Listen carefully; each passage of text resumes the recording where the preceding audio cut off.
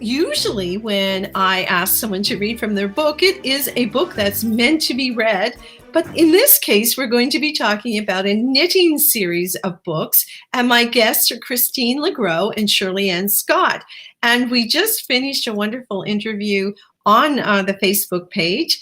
But now we're going to get inside the covers of the books. And no, they're not going to be reading knitting patterns. These books are filled with beautiful stories and heartwarming things and just going to make you feel so good. And ladies, I am going to shut up and let you take this away and thrill everyone with what your stories are all about. Please. Here you go. Hi, everybody. Thanks for joining us today. When Shirley and I were writing our Saltwater Mittens series, we wanted to make sure we had little anecdotes, little definitions that cleared up different Newfoundland terms, and little stories that helped show why we chose some of the knitting patterns that we did when we wrote the patterns to put them in our book. So we're not going to talk about Knit 2, Purl 2 today. Shirley is going to read one story that's from our Saltwater Classics book, and that was the second in the series, and so you can recognize it easily. It's got a pink cover. It was shot on a freezing cold day in January in Cuckles Cove, looking towards Cape Spear. So you can spot that book really fast. There are two beautiful models on the front wearing some of our knits. But on page 42, there's a little story in there called Barrel Night in Montreal, and it was written by a friend of Shirley's. And we felt it needed to be in our books because we wanted to share with people not from Newfoundland what we think makes that magic that draws people here and that keeps people here and brings tourists here all the time, makes people want to come back. And it's also whatever that is that makes a Newfoundlander always want to come home. So in this story, Barrel Night in Montreal, we thought that reflected a little bit about what gives Newfoundland its flavor. So take it away, Shirley. Tell us all about Barrel Night in Montreal. Okay. Barrel Night in Montreal from Saltwater Classics, written by Janice May of Oakville, Ontario.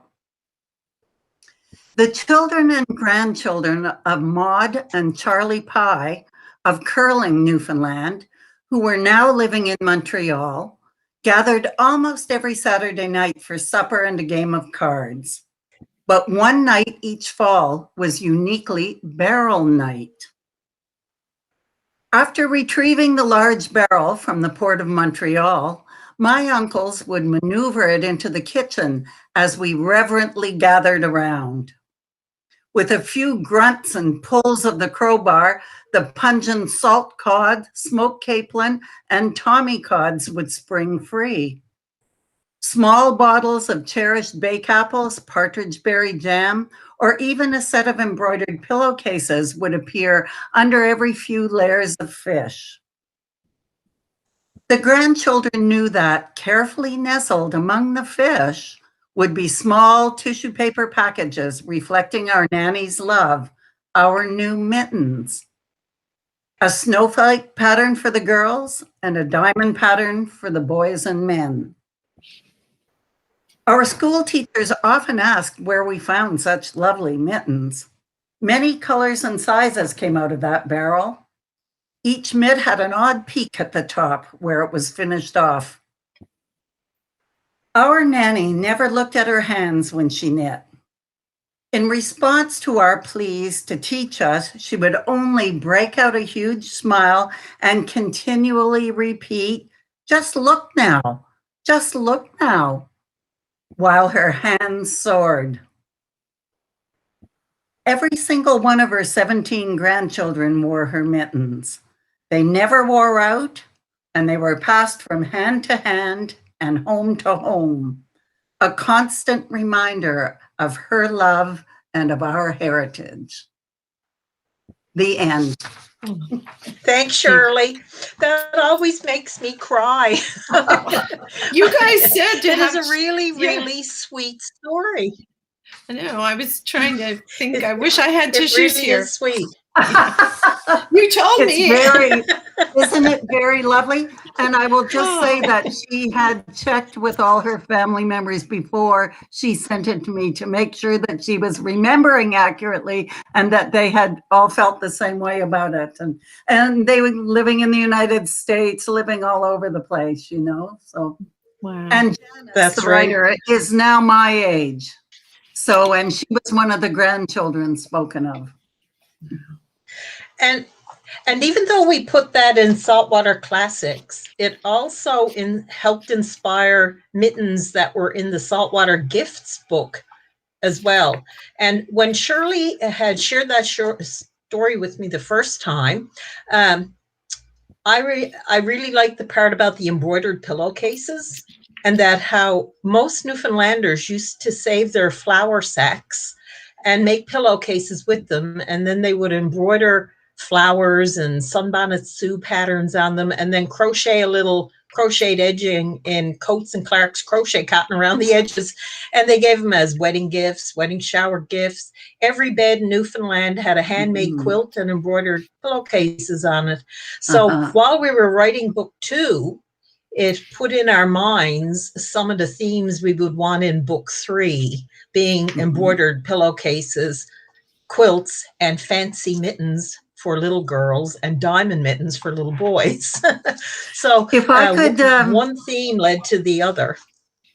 If I could just say one last thing about the piece that I just read. Janice also reported privately that their mittens smelled like fish for quite a while. Eventually it would go away, but I suppose the pillowcases did as well. That's true. That's true. Every cat in the neighborhood. Speaking about saltfish, before I'm not going to read a story, actually, I'm going to talk about one of the stories. But before I get to that, it's interesting about how the aroma of saltfish stays forever. I inherited a china cabinet that went with a wedding gift that I'd received almost 50 years ago now. And that china cabinet had been stored in a fish store down in Mockbeggar, Bonavista for one winter. Somebody stored salt fish in it. I have taken the stain off, the paint off. I've stripped it to the wood. I've repainted it 4 times. It's 50 years later. And still, when I open that china cabinet door, the smell of saltfish hits me in the face every single time. I have to just jump in here. When I was in school and I would come home for lunch, we all came home for lunch. If my mother was cooking fish, I would not go in the house because you'd go back to school and you'd sit there and you'd be like, who had fish for lunch? You stink. It was like, I don't know if I was terrible, but at one point when the weather got better, she actually took it outside and cooked it so I could come in. Yes, so it you're tastes straight. better than it smells. Oh, it hangs. It hangs around. Yeah. Anyway, let's hear that next story. It sure does. So now the story I'm going to talk about is more, it's kind of a long story, and it's in Saltwater Gifts. And in Saltwater Gifts, you'll find it on page, let me see. I'll tell you. It starts on page 73, and it goes on over to page 75, and it's all written on red background. Got it. And that story was written by a lady in Little Catalina. She's approaching 100 soon, I think. She's in her 90s at least. And she grew up in Little Catalina all her life. And right now she lives in the Golden Acres Manor. I think that's what's called, in the town of Bonavista. And she was a great fan of Maura Fulton. And for many people who wouldn't know what Maura Fulton is, it's a holiday that's celebrated in Newfoundland, and it's a term that's used to describe that holiday that in the Dictionary of Newfoundland, it has 7 different spellings and more than one definition. And in there, it even explains plus other spellings. So nobody really knows what it's about, and nobody really knows how it's spelled because it means a different thing depending on where you come from. So my dad was born in the town of Bonavista. That's about 10 kilometers from Little Catalina. And he always celebrated Marfontein. And tomorrow we will be selling celebrating Mar Fulton. So he would come down on the stairs early and he would say to me before I had a chance to get a prank out at him, Mar Fulton. And that meant you can't play a trick on me on Valentine's Day. Sorry, April Fool's Day. But see, Millie Johnson grew up in Catalina and it was a little like 10 kilometers over in Trinity Bay, as opposed to Cape Bonavista. And for her, Mora Fulton meant good morning, Valentine. And she always wanted to outdo her Uncle George. He always offered 50-cent silver piece, and we're talking 90 years ago plus, to anyone who could say Mora Fulton to him before he could say it to you. And with that, you would get the prize of a 50-cent piece. And see, Millie Johnson, when she was a little girl, loved candy. And her very best friend, they owned a shop where you could get penny candy and all kinds of her favorite candy. But of course, money was in short supply 90 years ago in Newfoundland, actual coin money. So she was always a little envious that her friend could just go in and get some candy out of the candy jar. So every Valentine, she would go to her uncle's house and run in the kitchen at the crack of dawn. The fire would not be in the kitchen stove or anything. And she'd say to her auntie, is Uncle George up yet? And her auntie would say, no, I haven't heard him yet. And one Valentine's Day, there was a giant thump. And see, Millie Johnson went, oh my gracious, did he fall out of the bed? And her auntie said, no. That's the beach rock. Fell out. He had keeping his feet warm last night. So anyway, Uncle George comes down over the stairs and he never uttered a word. He didn't even come in the kitchen. So poor C. Millie Johnson was really nervous. And sure enough, she managed when he came in the kitchen to say Mar Fulton to him before he could say it to her, and she got the 50-cent piece. And her whole goal in life was to be able to buy marshmallow candy and matrimonial squares and all of her favorite penny candy. And it was her favorite story from her lifetime. And that got published in a book of seniors writing with the Seniors Resource Center a few years ago.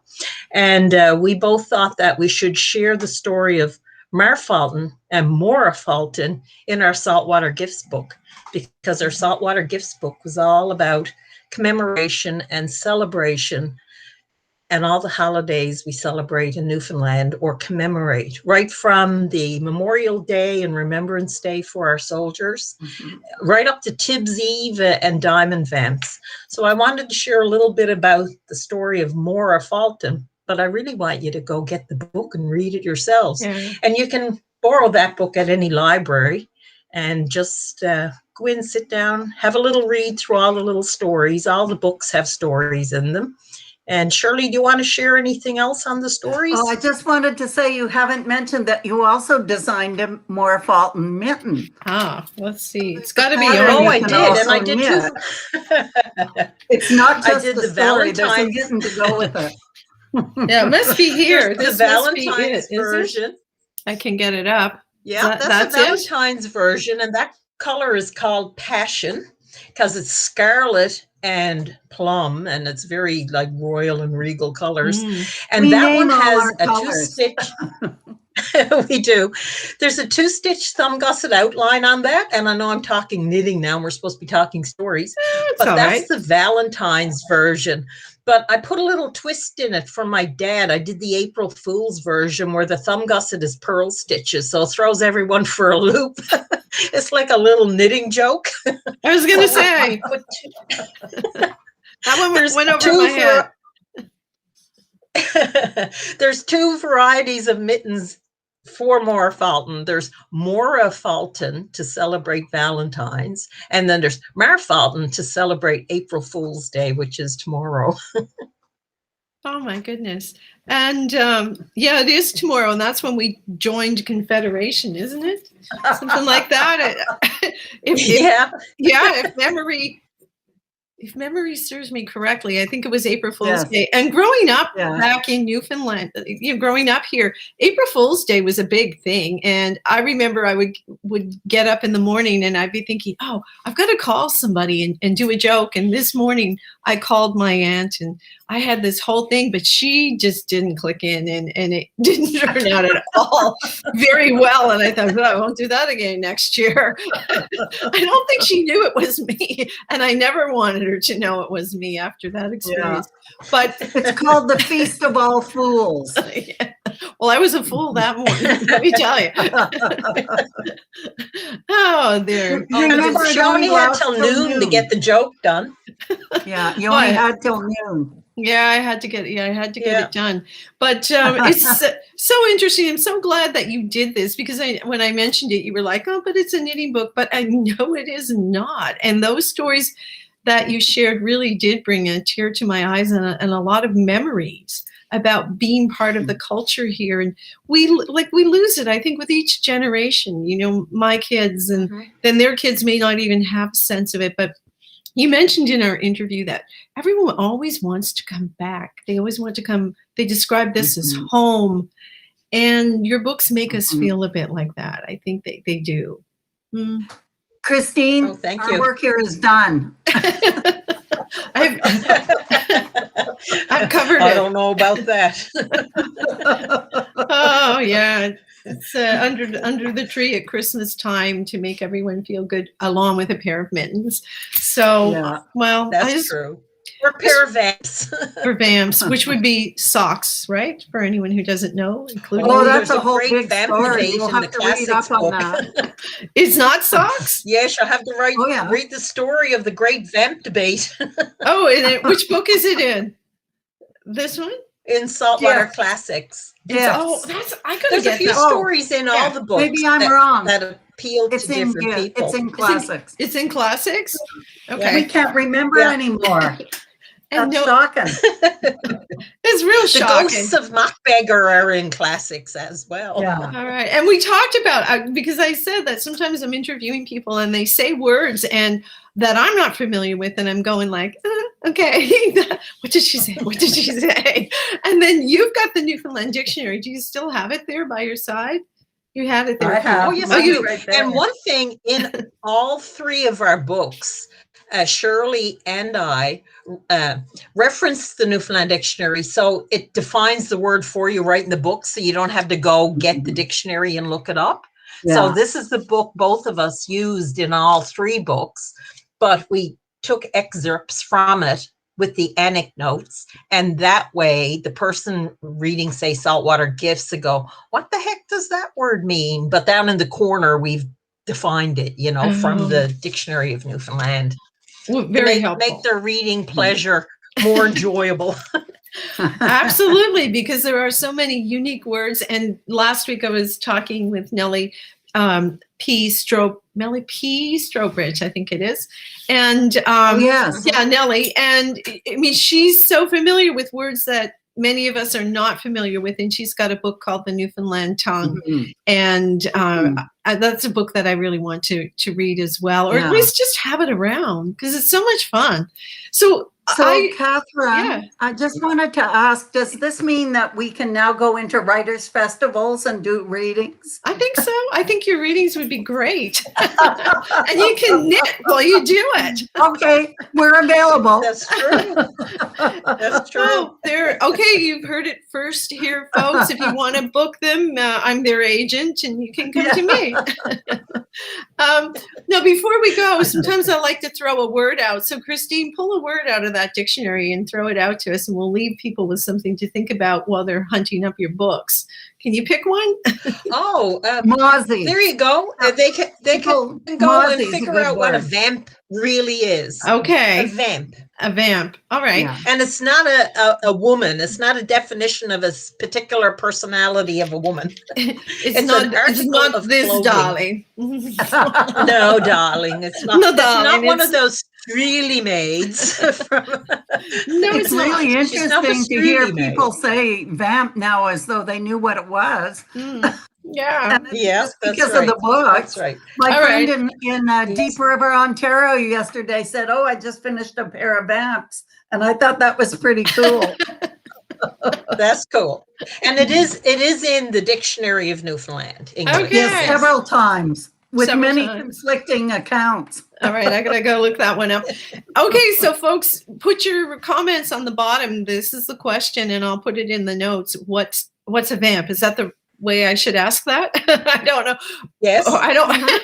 I don't know. I may have to. I may have to check some of these replies before we keep them up there permanently. Hey, Shirley, what word have you got? Mozzie. Mozzie. And Mauzy?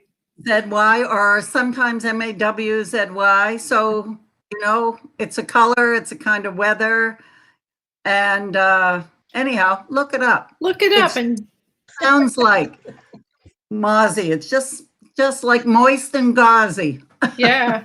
Yeah, it does sound like it is. It sounds like what it is. Yeah. And it's a beautiful I think that's what word. they say. Mhm. It comes from, but A Mozzie day.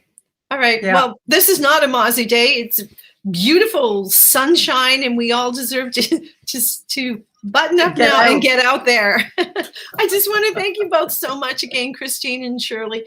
It's always a pleasure. It's so much fun. And I may take up knitting. I don't know. I really have to, but I got to find someone local that can hold my hand. And what should I start with? You got an easy pattern in there. Thank you for having us join you. Oh, you're welcome. Send me an easy pattern. Tell me what page it might be on, and I'll start with that. Okay. Do the moose cap. Do the moose cap. You'll love it.